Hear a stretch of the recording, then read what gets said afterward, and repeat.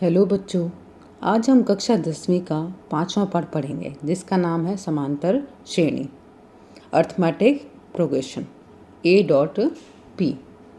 Arithmetic progression को हम कैसे समझ सकते हैं? किसी भी संख्या या वस्तुओं के एक विशेष क्रम में व्यवस्था ताकि उनके बीच का अंतर समान हो। इसको हम अपनी दैनिक दिनचर्या में भी काफ़ी जगह देखने को मिलता है हमें। कैसे? जैसे किसी गली के मकानों के नंबर, साल के महीनों की संख्या इत्यादि। इसके लिए हम एक उदाहरण ले लेते हैं। जैसे मान लो हमने पैसे जमा करवाने शुरू किए। पहले महीने हमने 100 रुपये दे दिए, नेक्स्ट मंथ हमने दे दिए 200 रुपये, उससे अगले दे दिए हमने 300 रुपये। इस तरीके से हमने स्टार्टिंग कहाँ से की? 100 रुपये से। और हर महीने हमने क्या क्या इंक्रीज़ कर दिए? 100 रुपीज़। पहले हमने 100 दिए, फिर हमने कितने दे दिए? 200, फिर 300। नेक्स्ट कितने पे करेंगे? 400। तो इस तरीके से हम काफ़ी सालों बाद हम कहाँ तक पहुँच गए? 4000 रुपये तक पहुँच गए। तो हम कैसे फाइंड आउट करेंगे कि कितने साल में हमें जाके 4000 रुपये प्राप्त हुए? तो इन सब को हम किस तरीके से सॉल्व कर सकते हैं? AP की हेल्प से। उसके लिए हमारे पास कुछ सूत्र हैं, आज हम उनको पढ़ेंगे। और उदाहरण देख लेते हैं हम। देखो 1 2, जैसे 1 2 3 4 हमने संख्याएँ ले रखी हैं, 100 तक हैं। तो इनमें कितने कितने का डिफरेंस है? पहली संख्या क्या है हमारी? 1, नेक्स्ट 2 3 4, इन सब में सेम गैप है। सेम कितना है? 1 1 का गैप है, सब में +1 हो रहा है। लास्ट कहाँ तक पहुँच गए हम? 100 तक।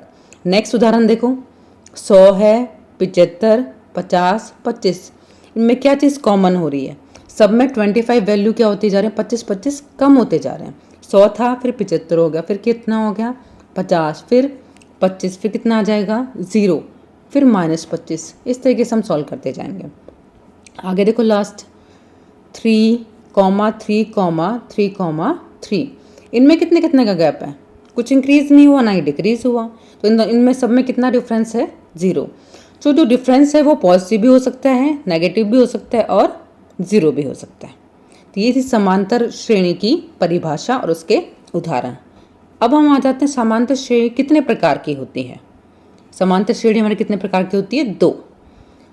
पहली है परिमिति समांतर श्रेणी और दूसरी है अपरिमिति समांतर श्रेणी।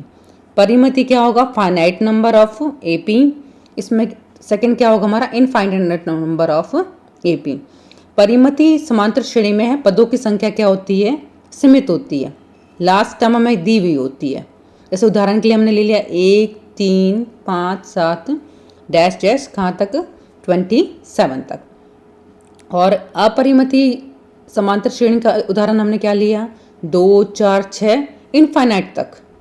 उसी कोई संख्या में पता नहीं कि लास्ट टर्म क्या होगी, वो क्या है? असीमित। अब हम देखते हैं इसमें जो हमारा 1 होगा, 3 होगा, 5, ये सब पहला पद हमारा क्या होगा यहाँ पर? 1।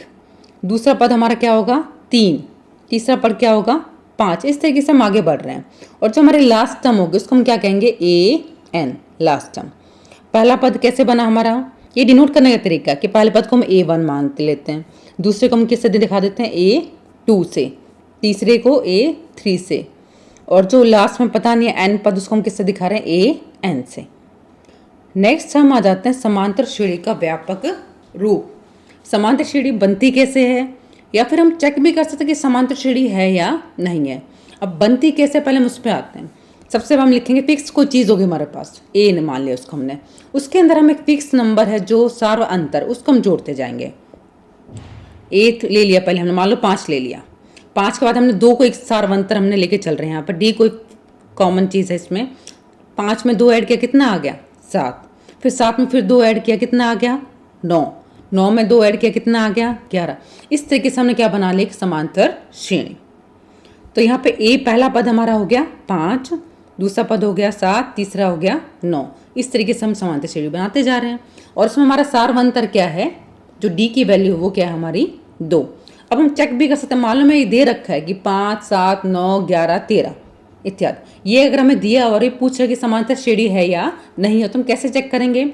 दूसरे में से पहला पद घटाएंगे, तीसरे पद में से दूसरा पद घटा देंगे, उल्टा चलेंगे, चौथे में से तीसरा, और वहाँ पे अगर जो हमारा कॉमन डिफरेंस है वो सेम आएगा। अगर सेम आएगा तो समांतर श्रेणी में है, नहीं तो नहीं है। D हमारा पॉजिटिव भी हो सकता है, नेगेटिव भी और 0 भी, हम पहले भी देख चुके हैं। अब हम आ जाते हैं AP के हमारे सूत्र पर कि हमें कोई भी पद निकालना है तो हम कैसे निकालेंगे। उसके लिए हमारे पास फॉर्मूला है a n is equal to A plus N minus one into में डी। ए क्या होगा हमारे यहाँ पर पहला पद, ए वन से डिनोट नहीं कर रहे हैं हम, यहाँ पर ए लिखा है तो ए से हम पहला पद समझेंगे यहाँ पर। एन क्या होगा पदों की संख्या, वहाँ पे नंबर ऑफ टर्म्स कितनी है। देन डी क्या होगा सार्व अंतर, किन्हीं भी दो क्रमागत पदों के बीच का स्थिर अंतर। और डी हम पढ़ चुके हैं अभी, पॉजिटिव भी हो सकता है नेगेटिव भी और जीरो भी। ए एन क्या होगा श्रेणी का एनवा पद।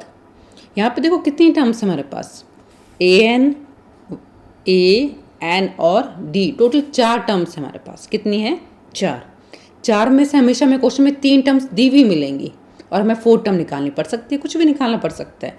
ए एन भी पूछ सकता है हमसे, ए भी पूछ सकता है और एन भी और डी भी। इन 4 टर्म में से हमेशा हमें 3 टर्म्स दी हुई मिलेंगी, चौथी हमें निकालनी पड़ेगी। तो हम ये फॉर्मूला याद रखेंगे, इस फॉर्मूले में वैल्यूज पुट कर देंगे और जो हमें निकालना हम फाइंड आउट कर सकते हैं यहाँ से इजीली। समझ आया। नेक्स्ट है हमारा समांतर श्रेणी का अंतिम पद। अंतिम को हम किससे डिनोट करेंगे, एल से। एल का मतलब क्या होगा हमारे यहाँ पे लास्ट टर्म, फॉर्मूला वही है सेम, बस यहाँ पे हम एल लिख सकते हैं। ए किसके इक्वल होगा ये, L is equal to A plus N minus one into में डी। वहाँ वो ए एन हमारी लास्ट टर्म ही है। यहाँ तक समझ आ गया। अब हम आते हैं समांतर श्रेणी के एन पदों का योगफल। समांतर श्रेणी तो हमने पढ़ ली, उसके एन पदों की हमने वैल्यू भी फाइंड आउट कर ली। अब हम देखेंगे अगर उनके पदों का हमें सम निकालना होगा तो वो हम कैसे निकालेंगे। उसका मेरे पास सूत्र हुआ है S N is equal to N upon में 2 bracket 2a plus N minus one into में डी। एस का मतलब यहाँ पे क्या होगा योग, सम। एन मतलब एन टर्म्स का, एन अपॉन में 2 नंबर ऑफ टर्म्स अपॉन में 2 ब्रैकेट में 2a plus N minus one into में डी। एस एन क्या है, एन पदों का योग। और एन ए डी पहले हम उस सूत्र में कर चुके हैं, एन वाले में ए हमारा पहला पद है, एन पदों की संख्या, डी क्या है सार्व अंतर। नेक्स्ट फॉर्मूला, जब अगर हमें अंतिम पद दिया हुआ है तो हम क्या फॉर्मूला लगाएंगे, s N is equal to N upon में 2 ब्रैकेट में a plus l last term. Direct ये फॉर्मूला लगा सकते हैं, ये हमारे लिए ज़्यादा इजी रहेगा और थोड़ा सा टाइम कम लेगा। ऊपर वाले फॉर्मूले पर दोबारा देखो, एस एन एक टर्म ये होगी, एन ए डी कितनी टर्म्स हैं यहाँ पर भी, 1 2 3 4।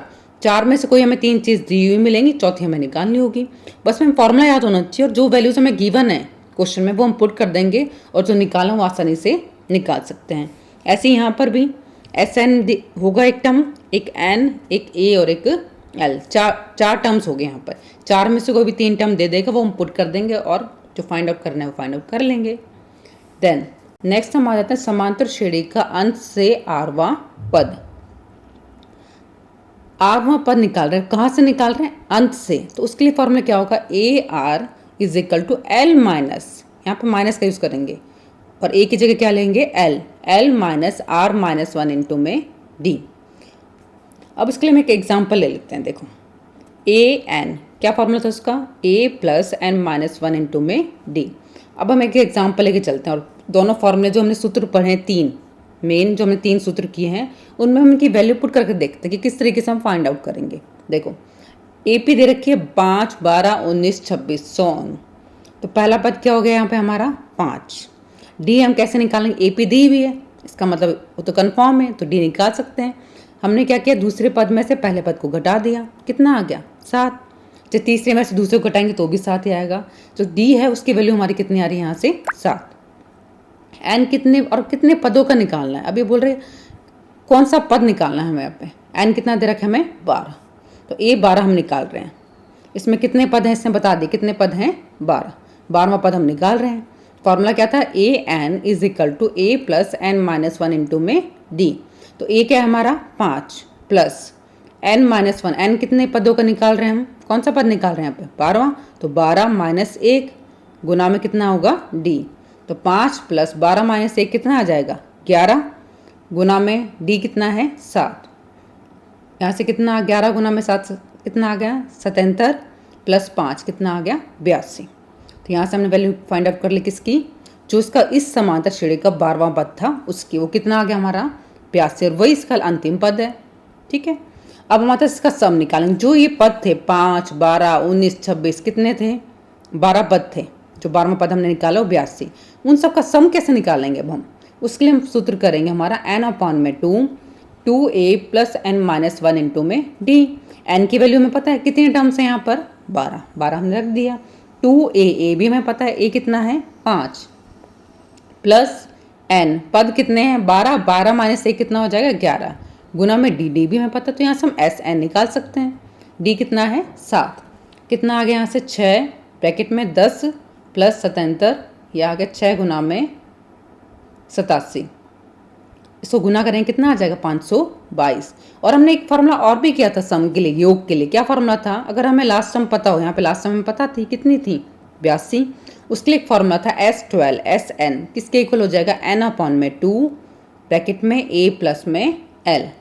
तो n कितना है 12, टर्म्स कितने टर्म्स का हम सम निकाल रहे हैं 12 का, तो 12/2, a क्या है पहला पद कितना है 5, लास्ट टर्म कितनी आ गई 82, उनको लिख दिया 6 गुना में 87 कितना आ गया 522।